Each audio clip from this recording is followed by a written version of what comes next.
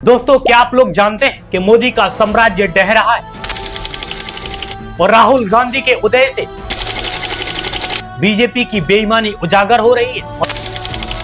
और ये सवाल, क्या नरेंद्र मोदी ने वोट चुराए? क्या बीजेपी ने करोड़ों रुपए खर्च कर राहुल गांधी की इमेज को खराब किया? हाँ दोस्तों, वही इस देश के प्रधानमंत्री नरेंद्र मोदी जी वादे तो बहुत हजार करते हैं, लेकिन अगर पूरे करने का समय आता है तो नरेंद्र मोदी जी विदेशों के दौरों पर निकल जाते हैं। दोस्तों, एक ऐसा प्रधानमंत्री जो वादा तो करता है स्वर्णिम भारत का, लेकिन 10 साल बाद वो खुद को वोट चोर कहलवा लेता है। और 2024 के इलेक्शन में बीजेपी की हार ने पूरे देश को हिला दिया है। लेकिन ये बस शुरुआत है। आज हम खोलेंगे वो राज जो बीजेपी छुपा रही है। और दोस्तों, पूरी बीजेपी को पता लग गया है कि उनका डाउनफॉल शुरू हो चुका है। कैसे उन्होंने लाखों करोड़ रुपए लगाकर राहुल गांधी की छवि को बर्बाद करने की कोशिश की। हजारों करोड़ रुपए मेरी इमेज को खराब करने में लगा दी और मेरी एक यहाँ पे उन्होंने इमेज बना दी। अब लोग सोचते हैं कि ये मेरे लिए नुकसानदायक है, लेकिन राहुल गांधी आज उभर रहे हैं। दोस्तों, कैसे मोदी ने जीएसटी खुद लगाकर व्यापारियों को लूटा और उसके बाद अब वही जीएसटी हटाकर वोटरों को लुभाने का काम कर रहे हैं। और सबसे बड़ा झटका तो ये लगा कि राहुल गांधी के जो मुद्दे थे जिन्हें बीजेपी नकारा करती थी, आज वही मुद्दों को अपना रही है बीजेपी, क्योंकि 2024 का वो झटका आज झेल नहीं रहा है। दोस्तों, आज की इस वीडियो को एंड तक देखना। नरेंद्र मोदी, अमित शाह और समूची बीजेपी की सच्चाई आपको देखने को मिलेगी। किस प्रकार से जीएसटी पर लूटा, कैसे अनएम्प्लॉयमेंट पर लूटा, कैसे महंगाई पर लूटा और किस प्रकार से इस देश को लूट कर ये विदेशों में अपने पैसे को जमा कर रहे हैं। लेकिन एक चेतावनी देना चाहूंगा कि जो अंधभक्त हैं वो इस वीडियो को छोड़ के जा सकते हैं, लेकिन अगर आप लोग चाहते हैं और मोदी की सच्चाई को जानना चाहते हैं तो एंड तक इस वीडियो को देखना और साथ ही ज्यादा से ज्यादा शेयर करना। वीडियो को लाइक, चैनल को सब्सक्राइब और मुझे इंस्टाग्राम पर फॉलो जरूर कीजिए। दोस्तों, 2024 के लोकसभा चुनावों ने नरेंद्र मोदी और बीजेपी के 10 साल के राज को हिला दिया। 2019 में 303 सीटों के साथ सत्ता हासिल करने वाली बीजेपी को 2024 में सिर्फ 240 सीटें मिली। पहली बार अकेले बहुमत गंवा दिया।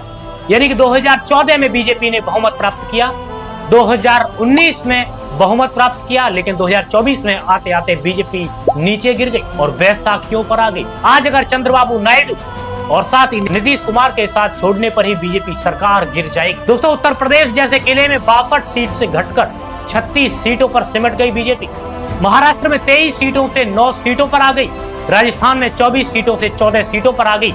क्या ये हार सिर्फ नंबर नहीं बल्कि जनता का गुस्सा था? और दोस्तों, आज भी ये जनता का गुस्सा इतना बढ़ चुका है कि जगह जगह पर आप लोग समझ सकते हैं कि इतने प्रोटेस्ट, इतने आंदोलन दिखाई पड़ रहे हैं। नेपाल की जेएनजी प्रोटेस्ट के बाद, नेपाल की सरकार गिरने के बाद आज नरेंद्र मोदी की सरकार गिरने के आसार हैं। इससे पहले श्रीलंका, बांग्लादेश, नेपाल और उसके बाद फिर अब भारत का नंबर, ऐसा कहा जा रहा है। लद्दाख में जिस प्रकार से जेएनजी ने प्रोटेस्ट किया और लद्दाख के प्रोटेस्ट के बाद वहां बीजेपी का दफ्तर जला दिया गया, सीआरपीएफ की गाड़ी को आग लगा दिया, साथ ही वहां पर कई सारे ऑफिस को जला दिया गया, कई सारी बिल्डिंग्स को जला दिया गया। लेकिन बीजेपी की जो इतनी सीटें घटी वो कैसे घटी? क्योंकि बेरोजगारी चरम पर थी, महंगाई ने कमर तोड़ी और राम मंदिर जैसा जो मुद्दा था वो बिल्कुल फेल हो गया, ट्रंप कार्ड भी फेल हो गया और अयोध्या में बीजेपी हार गई। दोस्तों, जिसका सबको पता था, कॉन्फिडेंस था, यहां तक के ओवर कॉन्फिडेंस था बीजेपी को अयोध्या में, वहां भी बीजेपी हारी। और दोस्तों, अब 2025 में डाउनफॉल और तेज हो चुका है। यानी कि जब से राहुल गांधी ने वोट चोरी का खुलासा किया, वोट चोरी की कॉन्फ्रेंस की और उसके बाद फिर राहुल गांधी ने पूरे बीजेपी और साथ ही इलेक्शन कमीशन को घेर लिया। इलेक्शन कमीशन जवाब नहीं दे पाया। इलेक्शन कमीशन ने बैटिंग तो की, लेकिन बीजेपी की साइड की तरफ से बैटिंग की। बिहार चुनाव में सबसे पहले मोदी सरकार को झुकना पड़ा। यानी कि बिहार में राहुल गांधी ने वोटराधिकार यात्रा निकाली।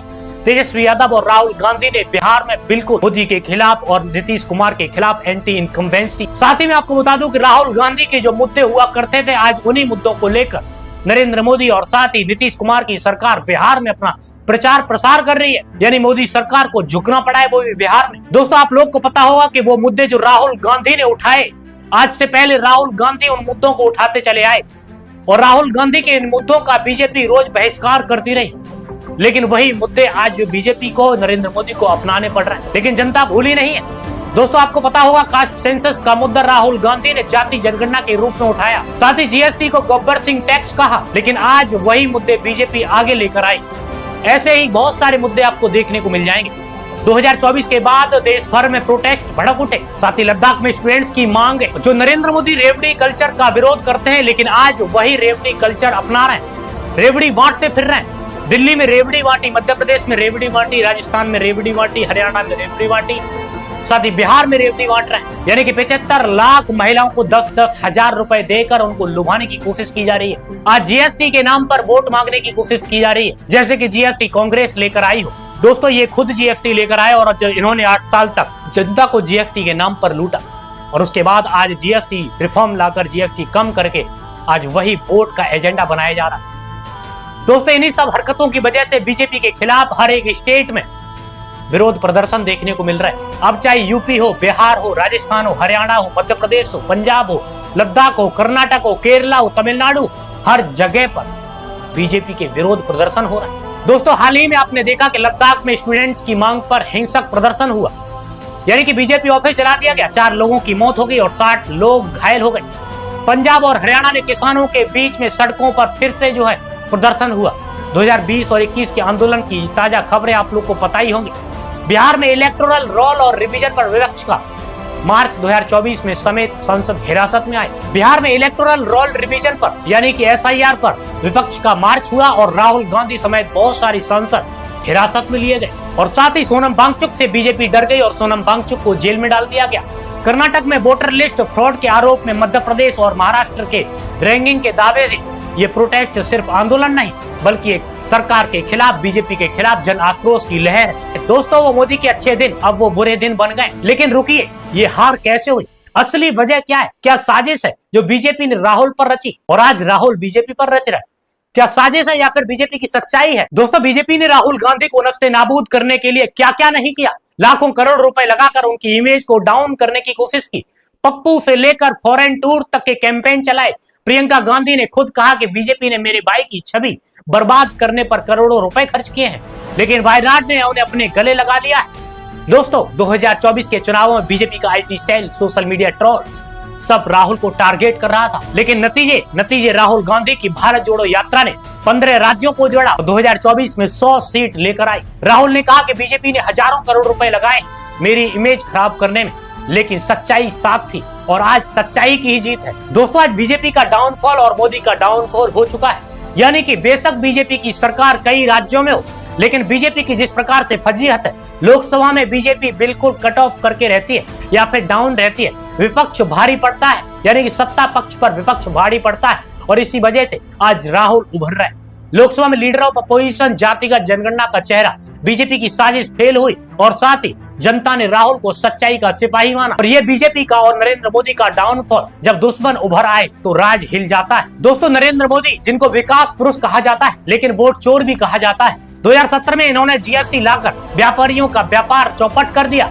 छोटे कारोबारियों पर 28% टैक्स लगाया, महंगाई आसमान छू गई। लेकिन 2025 में वही मोदी अब जीएसटी की बचत उत्सव ढिंढोरा पीट रहे हैं। स्लैब घटाकर 5% से 18% कर दिए। ग्रोसरी बिल 13% सस्ता और साथ ही ग्रोसरी बिल 13% सस्ता और कार पर 70,000 की बचत हुई। लेकिन दोस्तों, ये भी नरेंद्र मोदी का जुमला है, क्योंकि 8 साल पहले मोदी जी खुद जीएसटी लाए थे और ये 5 स्लैब में जीएसटी लाने वाला कोई और नहीं, बीजेपी सरकार थी। आज जीएसटी घटाकर ये वोटरों को लुभाने की कोशिश कर रहे हैं कि इससे आप लोग बीजेपी की दोबारा सरकार बनाओगे, क्योंकि यही पहले लूटते हैं और उसके बाद फिर लूट कम करने के बाद उसी से वोट मांगने का काम करते हैं। कांग्रेस ने सही कहा है, ये जुमला है और कोस का नया अध्याय है। कांग्रेस ने बिल्कुल सही कहा है कि ये जुमले का एक नया अध्याय है। दोस्तों, 2014 में नरेंद्र मोदी ने एक वादा किया था 1 नेशन 1 टैक्स का, लेकिन 8 साल बाद सुधार आया। वोटरों को लुभाने का ये ड्रामा, छोटे व्यापारी आज भी परेशान है, लेकिन चुनाव से पहले बचत का लॉलीपॉप, ये नाकामी साफ दिखाई देती है। बीजेपी का विकास सिर्फ अमीरों के लिए है और गरीबों का तो सिर्फ शोषण है। दोस्तों, बीजेपी की सबसे बड़ी हार तो वो मुद्दे जो राहुल गांधी ने उठाए उनका विरोध किया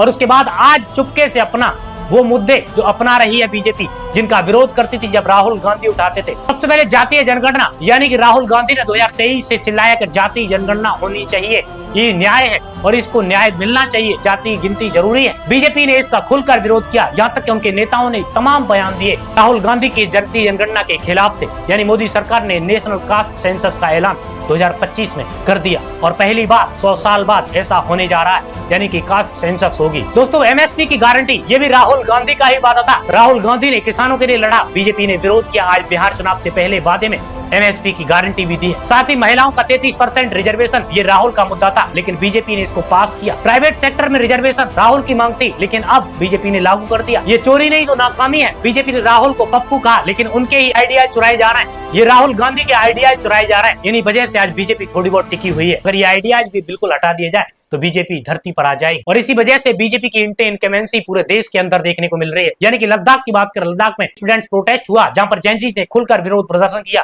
जहां पर पुलिस ने बीजेपी के आदेश पर गोली चलाई और 4 लोग मारे गए, 60 लोग घायल हुए और सोनम वांगचुक को अनशन से उठाकर सीधा डायरेक्ट जेल में डाल दिया गया। और साथ ही बिहार में SIR को लेकर काफी बड़ा विरोध प्रदर्शन देखने को मिला लेकिन फिर क्या हुआ? कुछ नहीं, SIR में लोगों के वोट काट दिए गए। पंजाब और हरियाणा में किसानों के विरोध प्रदर्शन हाल ही में देखने को मिले और काफी टाइम से देखने को मिलते रहते हैं। कर्नाटक और मध्य प्रदेश में भी विरोध प्रदर्शन देखने को मिलते हैं। मध्य प्रदेश में तो किसानों पर लाठीचार्ज की गई और साथ ही उनको DAP और खाद मांगने पर भी उनको पीटा गया। उत्तर प्रदेश में दलित और मुस्लिम्स का जॉब पर आक्रोश है, यानी बीजेपी का राज अब डगमगा रहा है। जातीय जनगणना, जनता जाग चुकी है, बदलाव की घंटी बज चुकी है। तो दोस्तों आपको पता है कि नरेंद्र मोदी की जो इमेज है वो डाउन होती जा रही है लेकिन राहुल गांधी की इमेज बढ़ती जा रही है। इसी से पता चलता है कि राहुल गांधी के आइडियाज को मोदी जी किस प्रकार से चुरा कर और उनको लागू कर रहे हैं। दोस्तों ये था मोदी और बीजेपी का डाउनफॉल। हार की साजिशें, चोरी के मुद्दे और प्रोटेस्ट की आग राहुल गांधी का उदय साबित करता है। दोस्तों सच्चाई जीतती है लेकिन ये अंत नहीं है, शुरुआत है। बिहार, यूपी, पंजाब और साथ ही बंगाल के चुनाव आने वाले हैं और आपकी आवाज बदलाव लाएगी। तो ज्यादा से ज्यादा लाइक कीजिए, चैनल को सब्सक्राइब कीजिए और साथ ही इस वीडियो को ज्यादा से ज्यादा शेयर करते हुए साथ ही लोगों तक सच्चाई पहुंचाइए। और आप लोग को पता है कि बीजेपी किस प्रकार से वोट चोरी कर रही है। राहुल गांधी का हाइड्रोजन बम आने वाला है और उससे पता चलेगा क्या सच्चाई है। तो चलिए मिलते हैं आप सभी से नेक्स्ट वीडियो के साथ। तब तक के लिए जय हिंद, जय भारत, वंदे मातरम।